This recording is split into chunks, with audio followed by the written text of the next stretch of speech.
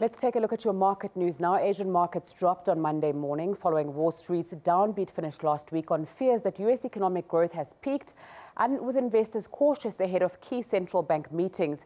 Trading was sluggish after investors reacted poorly to data showing the U.S. economy expanded at an annual rate of 4.1% in the second quarter. The Nikkei fell 0.75% this morning, ending trade at 22,544 points. Hong Kong's Hang Seng Index was 0.33% lower as well, closing out at 28,697, while the Shanghai Composite Index also dropped, ending at 2,869. Wall Street's major indexes declined on Friday as weak earning reports from major technology companies led to a big drop for the sector. The Dow Jones Industrial Average dipped 0.3% to 2,451. The S&P 500 lost 0.2%, ending at 2,818 points. The tech-heavy Nasdaq Composite Index dropped 1.46% to 7,737 points. For more on the markets, we cross to Arabile Gumede, who's at the Johannesburg Stock Exchange. Good afternoon, Arabile. Take us through the markets.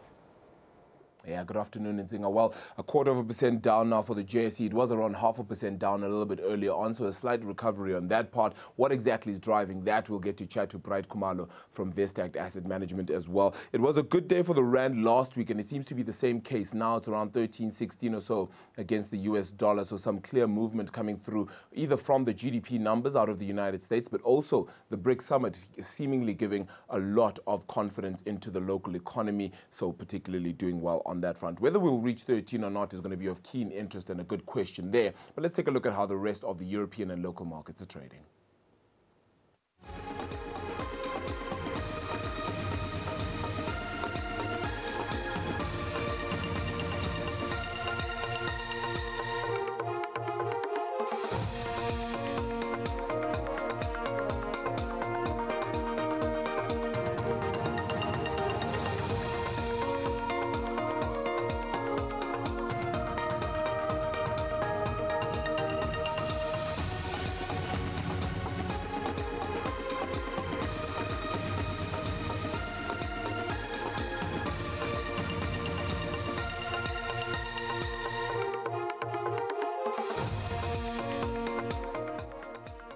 Well, as you see there, the market in red and negative territory. Bright Khumalo from Vestact Asset Management joining me as well as we unpack this. Bright, thank you so much for the time. 0.5% lower a little bit earlier on now, just around 0.25%, 57,000 points or so.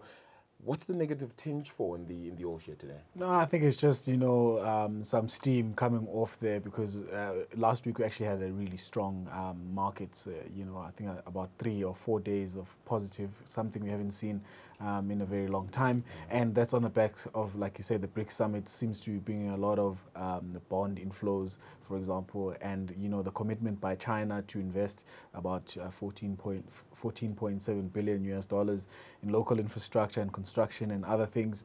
It proves that there's hope for South Africa. And as a result, the Rand, also appreciating on that side. I heard you talking about the US GDP numbers, again, a very strong set of numbers. But has it peaked? Because some may fear that indeed it has come to its peak now, and that is it. It's now downhill from here. Yeah, well, people say it's peaked now because of, the trade wars and, and the interim effect is that it's going to hit the economy directly, especially the consumers. But again, that remains to be seen, so we'll be keen watchers of that. And yeah, so that's basically the market in general. Yeah, 13.16 for a US dollar. Yeah. Very good mark for the Rand at this point. Obviously, we wanted to get a whole lot stronger, but it helps in different instances and circumstances. What would you say now is going to drive the Rand for the remainder of this week in particular? Sure, I don't know, man. What we need to start seeing in South Africa is those second quarter GDP numbers. We heard our central banker basically saying that we won't see another contraction, so that's positive. Yeah. Maybe that's also baked into the numbers.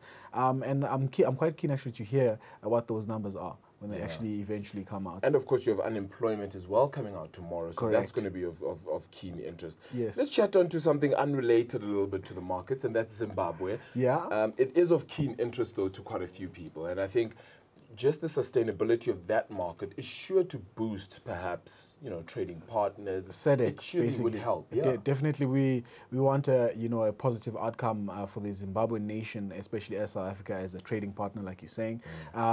We look at polls, and what the outcome of the election is going to be. They're saying ZANU PF, so the crocodile is looking good at this point. Does that change anything? Do you think that it helps their economy? I mean, there are a lot of fears around him, but there are a lot of fears around any leader that takes off in Zimbabwe right now. Correct. I mean, we've seen basically, this is the first time actually Mugabe is not part of the elections in 38 years. Yeah. So that's, any form of democracy here, we'll take it. Thank you very much. And there's, unfortunately, a very, big thing to be done in terms of to pick up the economy, to start trading again, to start producing, for the farming operations, to build that, financial services sector from scratch, and to bring confidence around the Zimbabwean economy. It's not going to be done overnight, but I think the next leader, they have their job cut out for them, and it's not going to be easy, but it's going to be easier than, say, the next guy that follows after that guy. Ambitious task of building a $100 billion economy is what they're putting out. That's not far-fetched. You reckon that's possible? Yeah, that's definitely reachable. But the question is, in how many years? Yeah. Yeah. Okay. Well, certainly an interesting one there as well. If we come back onto the equity front, two other stocks that sort of came up with trading updates. Spur came out as well. Your thoughts on just that company? Do you think it's still, mooted for growth? I mean, it is a South African stable as well. Yes. So basically, it's consumer driven, like you're saying. We're seeing their sales coming in at 1.7%. That's for all their franchisees locally and offshore. Offshore is only increasing at 2.7%, and it didn't help that the rand is very strong where it is currently. So, but if you look at in terms of the brands that they have in the stable, we've got the Spur brand, Hasal Grill, Panarotis. Yes. All of those are negative in terms of same-store growth, apart from actually Hasal Grill, Rocco Mamas. Those were the ones that were actually coming very strong. Which is crazy because Rocco Mamas would be the more expensive brand, considering, so perhaps the more, shall we say, affluent, is helping that along. Yes, definitely the affluent, and the fact that, it's a mixture between smart casual, so, casual dining and quick service restaurant. So you can go get a takeaway there, or you can sit there and have your burger with your loved one. Yeah.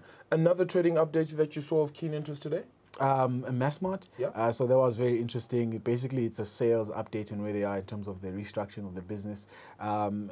1.9% for the month of June. Not exciting, but way better than expected. The share price up at some point was up 4.7%. The last I checked was up 4%. It just shows you that the expectations, the analysts' expectations towards that company were very low. Yeah. Same store growth in that company as a whole, 0.2%.